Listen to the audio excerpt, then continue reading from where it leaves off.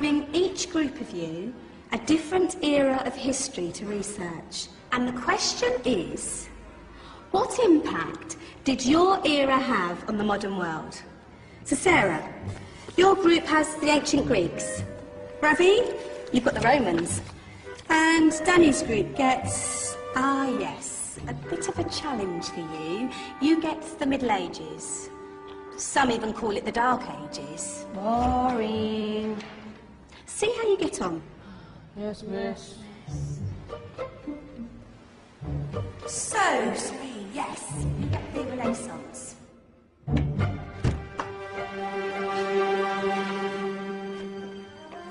Is that the librarian? I guess so. How are the Dark Ages going to have anything to do with us? Excuse me. Sorry to bother you. What do you want? We need to find out what impact the Dark Ages had on the modern world. Never was a period of history so poorly named. Don't touch. It's priceless. And I suppose someone's been filling your head with the usual nonsense, eh? 1,000 wasted years. A black hole in history, am I right? Yeah, sort of. You see, it's always the same. You assume it was all mud, disease, death and destruction, with marauding mobs of barbarians ripping down the good of former civilizations, burning and plundering as they went. Nothing of any worth invented either, eh? Oh, no. Go on, Beofrey. Sorry to bother you. Come on, it's probably not worth it. Everyone knows that the Greeks and Romans invented everything anyway. Oh, did they now? And you're sure about that, are you? You know, I might just have something for you. You seem to be up to the task. I suppose I could... Follow me. I've got just the book for you.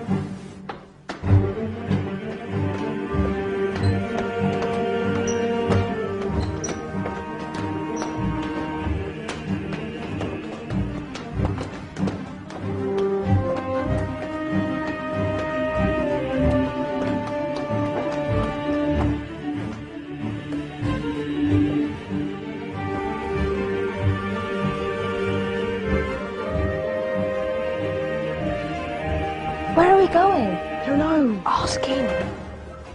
Excuse me, where are we going? From darkness into light, my young friend. From ocean onto land. There are things you should know. Oh, yes, indeed. Yes, indeed.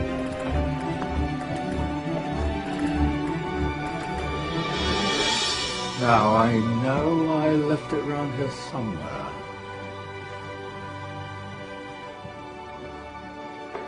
Ah, here it is. Now, take a look. If you dare.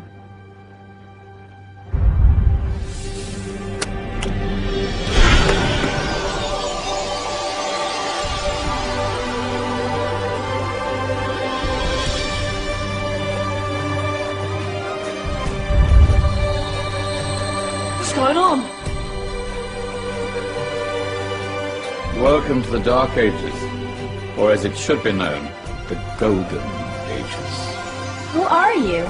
I am Al-Jazari, engineer and ingenious inventor. I thought you said this was the Dark Ages. It doesn't look very dark. That's because it's all a matter of perspective, my soon-to-be illuminated friend.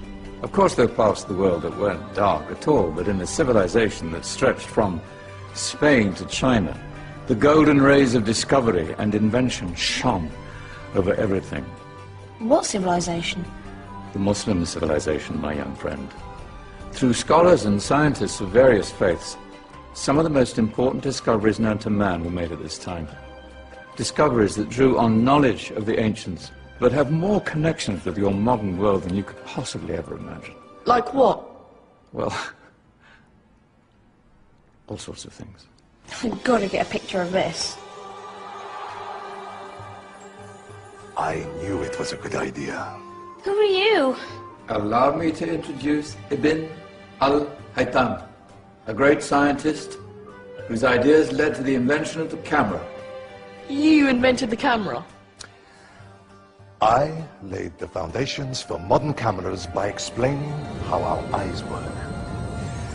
I found a way of projecting an image onto another surface through a small hole in a dark room, later called camera obscura. Think of all the things that evolved from this discovery. Cameras, cinema, all share the same principle. Cool. Look out below! Who's that? That's my good friend, Abbas ibn Farnas, who gazed up to the heavens, passionate in his belief that man could fly. Whoa. Indeed, he dared to dream about flying 1,000 years before the Wright brothers.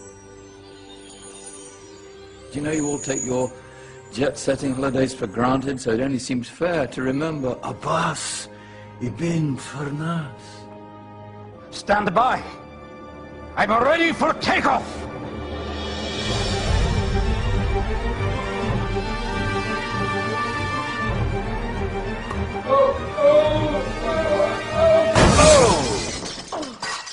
You did forget one thing, though. A tail, useful for landing. Ah, my back. Is there a doctor in the house? Did someone call? Ah, my old friend, why don't you introduce yourself to my young guests? I am Abul Qasim al-Zahrawi. Many call me the father of surgery. Did you actually do surgery back then? Of course we did. In fact, many of the surgical tools that I invented are still used in your modern hospitals. Excuse me, a patient needs my attention. Scalpel? I think I may need some stitches. In that case, I'll use catgut. Catgut? From the gut of animals. Perfect for stitching up internal wounds. Your surgeons are still using it today. Sorry, mustache.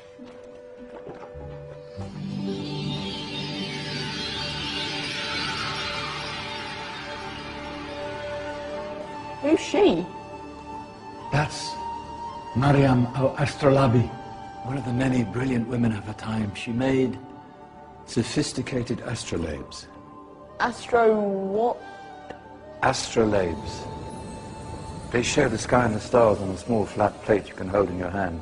Think of them as ancient calculating or timekeeping devices. Today you have your watch, your compass, satellite navigation, helping people and explorers travel the world. Science at its brilliant best.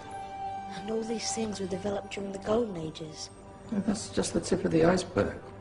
There were thousands of other inventions covering all areas of life, and in the years that followed, their influence spread across the whole of medieval Europe. So you see, it wasn't so dark after all.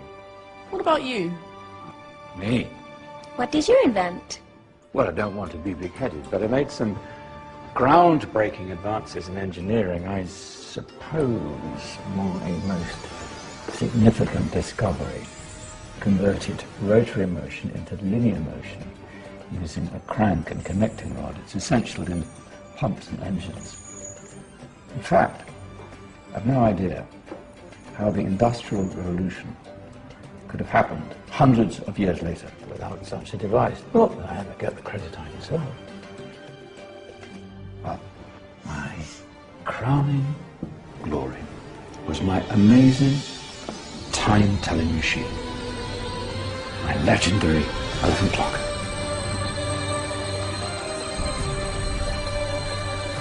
It's a clock. Yes. Dozens of components collected from different cultures around the world. Indian, Greek, Arabian, Egyptian, Chinese. Wow. A United Nations clock. That is pretty cool.